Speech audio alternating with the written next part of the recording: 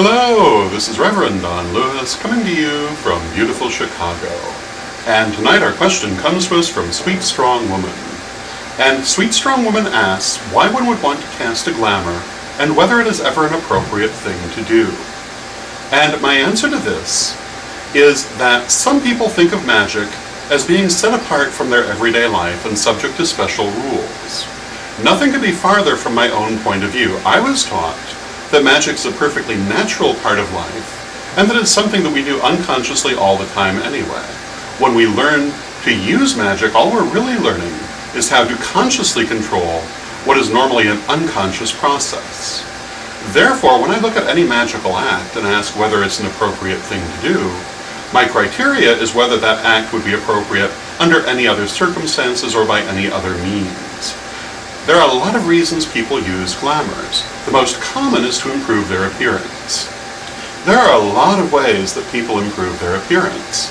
They wear cosmetics, they have their hair styled in flattering ways, they choose colors that show off their complexion, many, many other things. I don't really see casting a glamour as being any different from that.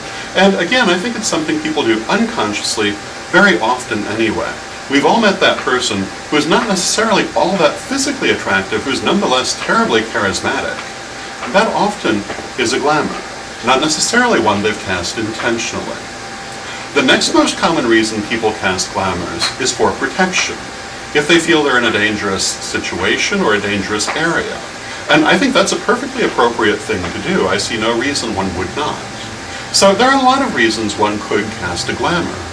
And I certainly do think it's often quite appropriate. And again, my criteria for whether any kind of magic is appropriate really is the question, if I did this using other non-magical means, would it be the right and moral thing to do? If the answer is yes, then using magical means is equally appropriate. And if the answer is no, then it's equally inappropriate. So I hope this answers your question, and until next time, may you blessed be.